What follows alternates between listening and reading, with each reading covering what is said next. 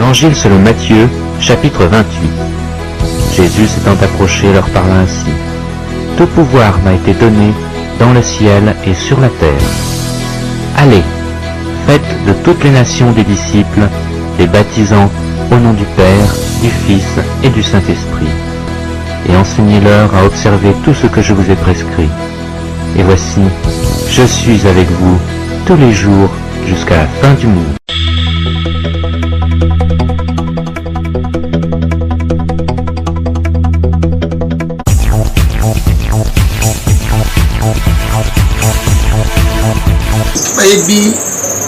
La désolation de l'abomination dont a parlé Jésus. Et où na prophétie à Daniel, où dans Daniel 9, le Sika, un empereur grec, à Salaka, acte moko ya mabe, ya kozwa cochon, ponako, tumbaye mbeka, na hôtel de l'Holocauste, où ya nzambe zé na temple à Jérusalem. A introduisa ki, eloko moko ya mabe na lieu saint. Et Christ a fait la légion à Makambouana, a zonga na événement wana ya empereur Antiochus, a comparé wana makambe salama lelo, pe a lobela ngosu na tango ko salema na moment ya tribulation, n'époque ya tribulation après l'enlèvement de l'église. Aujourd'hui, l'abomination est entrée dans l'église. L'être s'est assuyé. Na ba pratique ba pasteur bazo sala lelo. N'a image adorer. Aujourd'hui, l'abomination de la désolation. Tu dois vivre vraiment dans l'église. L'antichrist va dans l'église. Le pasteur va adorer. Le pasteur va adorer. Le pasteur va pratiquer côté le lycée. Dans le temple et ensemble. Les gens vont bouger comme ils copient la culte na biso. Na ba réunion na biso ya bana ensemble. Va bouger comme au père. Il faut passer comme on l'a dit, ne parle même pas. Qu'est-ce qui ne se fait pas le long dans la temple? Il est là un miroir. Et comme dans l'église, tu vois dans une église, dans un miroir, soi-disant, qui t'a la terre en encore des élections, donc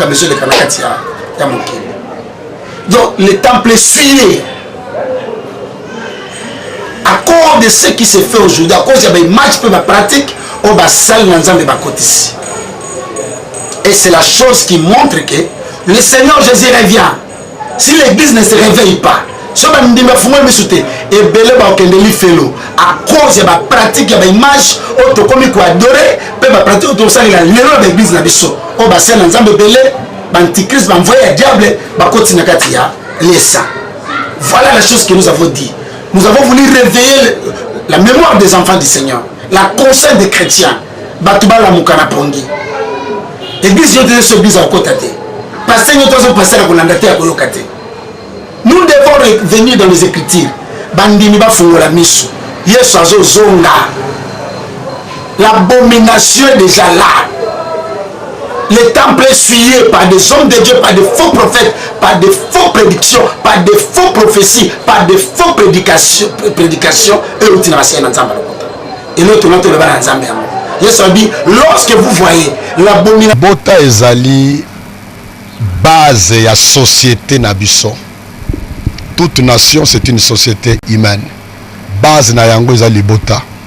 Satana mobomi ya mabota kosa asalaka nyonso po abebisa ba famille. Donc lite yango to bendaki matoi pona koloba ke soki ya solo tozaba na nzambe to ndimela Kristo masiye lokola mokonzi pe mbikise na biso. Il faut to kamata famille na biso sérieux. Yo papa na maman bobota bana pe bondima ba mosusu ba fana pe na ndako na bino bo sala nyonso bo sengeli ko sala po te ba baza kati na bino ba sepela kozala na kati ya ndako oyo bozali ko kamba na mibeko na nzi. Makambo oyo masolo ya kindoki bana mingi baza na balabala mingi baza na bango bandoki te. Nous sommes en contact na bana ebele église nanga na rond-point ngaba simana yango bana mingi balala kuna ya balabala oyo ba kima bandako to ba benga na bandako pona kindoki. Mais certains de ces enfants quand on les récupère et qu'on les encadre dans un climat d'amour ya kokamwa que mingi kati na bango baza ba bijoux quand ils sont vraiment encadrés na kati ya environnement plein d'amour agape, l'amour inconditionnel, l'amour qui donne à l'autre l'occasion de s'épanouir. Message de paix tozokende vers le 31 décembre. Oui, toza na souci mboka ebonga, mais toza la peine na souci ya kimia. Quel que soit ba agitation na biso, soki mobulu na biso ebimisi makile zo sopana, nzamba ko sepela te na mboka na ye. Donc j'encourage à tout le monde kimia elata biso, ko banga elungwa. Tozala convaincu que tant que tozali ko poursuivre un but noble pour na bolamo ya mboka oyo, nzamba ko bwaka biso te. To banga. Ba pasteur PD lelo, ba pasteur PD o bazali nini? Bazali ko kota mo biloko wana ba so disa ba connexion ba okota na banzoko, batata o baza banzoko. Tu vois? Ba okota ba ngona ba connexion moko boye, tata mususu azali malam. Tata mususu azama be OK connexion pa na ye, amemi yo na makamba ki PD. Amemi papa mindele o ba ye na mboka na biso, ba PD alo komi kuna, abani ko sali so ba makambo moko, o ezana tina te, ba makambo moko o ezali salité. Tout ça ko mona ngona kata mboka na biso. Ezali très dangereux biloko wana. Ba pasteur bele ba baby ba kuma PD pour na tina na kuluka mbongo, kuluka jeep, kuluka passer l'église, kuluka za la célèbre, kuluka ba ye ata mona mutu ka bien andimi ba mema ye pa ya mutu soit disant tata amema ye pa ba mindele wana comme c'est PD na ye afuta mbongo apese mutu ka jeep mala balali epele tebi bango to komona ne ba ko sala makambo wana moko lobani et to lobaka na caméra tebi bango ebele même la génération na biso même balé qui musuba esima na biso même batata musuba zali kona so ba yaya mingi ba kotina makambo wana mingi ba kotina makambo wana pe ba memba tu musuna na makambo wana soit des connexions moko boy ba mimi na biloko wana malembe ba kotina makambo wana bon na mbanzi eloko no surtout musala nde futa ngo musala nde futa ngo type et puis ça m'a musala quand tu fais bien ton travail et qu'on peut se battre et ça gâte ba to surtout faut comme on va péder pas na kuiba pas so battu wana so ça musala no malamu lelo mingi bazu biloko wana ba kufi to mona ne ba passer ba kufa puisque ma ba kufi akoya kufi malade akufi parce que tant biloko ne senga makila on ezo pesa mate tant ba osenga yo moko osuka nango ko kaba ezali eloko moko il faut mona na nzambe azana ngo mona na nzambe o akabaka pasteur akabakate akabakate c'est même l'église na ye bandimine ba konyo koma ba kolate ba konyo koma mais na uto lo bango la sorcellerie peut aussi se manifester ou s'expliquer par un égoïsme exagéré. Égoïsme, moko eleki. Papa Max, ça autant le bango la fois passée. Ba pasteur ba camarade, on ça les mêmes interviews. Alors nzamba pa mola, que Dieu vous bénisse. Que Dieu vous bénisse. Asuki wana, yo kenda pa pasteur ebele, o sali bango, o sali ba interview, o tomboli bango, o exhibi loko na bango. Le est-ce que même na ba espace ba foutre la de l'eau JTC oyo, aux a na ba propre faune yo. Parce que s'il y a des gens qui ont kabakate, ils ont pas pasteur. Ba kabakate. Quand tu as bakisa papa ezali au Bible bien biso mon peuple périt faute de connaissance. Libota nanga bazako beba pona ba kozanga boyebi.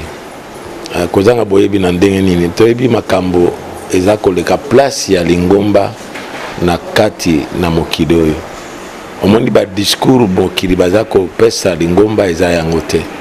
Soki Yesu alobaki ezaki mateya Yesu ya liboso likolo na ngomba tango ya uti kobatisa Molimo Santo babenga yango serment sur la montagne mais ezali nde message ya fondement ya royaume nouveau oyo Yesu aye kotia na kati ya mokili. Alors na kati ya royaume wana apesaki ba principe oyo alobaki alobi esengo na ba oyo esengo na ba koloba bino lingomba bozali moinda ya mokili. Alobaki te moinda ya lola kuna lumière ezali kuna nzambe moko na Yesu na Molimo Santo na banjelu mais ya tibiso na mokili parce que apesaki mokili epai na mwana bato vous comprendre na kati ya mokana na nzambe na psaume 115 alobi Dieu est le Dieu des cieux béni soyez bénis par l'Éternel qui a fait les cieux et la terre mais alobi ye moto apesi mabele epai na mwana na moto yango na nzambe alobi na mabele wana bino de boto boza mongwa esalaka nini webi mongwa epesaka influence mongwa epesaka goût mongwa pe egardaka contre la putréfaction vous comprenez, contre corruption. Ce qui, pour la nitoria, kaba nini, babengi yango, nini, makayabo. Bambisi monsieur ya makayabo epola. Vous comprenez? Alors, Matéa wana, ezali pona biso, kaka na kati ya lingomba ya mokili. Mais si yo lumière otikani na kati ya isika ba lumière monsieur Césari. Et c'est yo comment on a. Alors Nzambe oya sunga biso alona likanisi dans le ministère tu esika ekei. Mutami balingi ngina remercier za pasteur Emmanuel Mopangilai. Musalo tango bandi ezaki ngai nazalaka ka moto azui likanisi. Mais maestro ou orchestré tina structure ndenge ti efandi lelo babilo boko elesa yo kobosa na yango te esika zali nzamba pambola ye nzamba kanisa pona mutoki na ye o esali fondation elo ya dalo ministre nengina remercier papa Max bamvula nyonso zana biso pembeni ningi pe lobi to boyi to na bouquet de fleurs to muta kufi to koma ko yemba Max otambuli na biso tambola na biso pona misolo te mungu msutu masa ya osala musala bimi akei balandi azui kutuna ilo kango tozoninga kopesa ete tongi tosenga o merci na yo merci na équipe journal télévisé chrétien bozo komisa batu ba yo kabiso ba mona biso esika o biso moto salaki musala nonte nengi na pesa merci mingi na équipe ya dalo ministry o ezako diriger actuellement maître Martin nazu pasteur Jean Bertrand papa Jean-Marc Lodi papa Guicho na équipe nyonso ezasima na tangi ba kombo ya ba nyonso te nkolo a pambola bango nengi na ba mingi ngai na mosa na zo na biso ba batei toye totei mais musala nyonso ya ko bongisa ba réunion ngo avant ko to sispe ko to bimi to kei ba to ba ko régler ba problème nyonso na simaka ka bango mais bisone ba monaka sans savoir que ba to ba sala musala solo mais avant dernier groupe à personne na remercier ça pasteur Atoms na équipe ya fila cité d'exaucement nzamba pambola bango ndenge sans nyonso azotikela biso salle bapesi biso ba instrument na personnel o nyonso bapesa biso puis enfin nazo remercier bato nyonso bayaka mois après mois na dans le ministère mais bato nyonso ti na monde entier balanda biso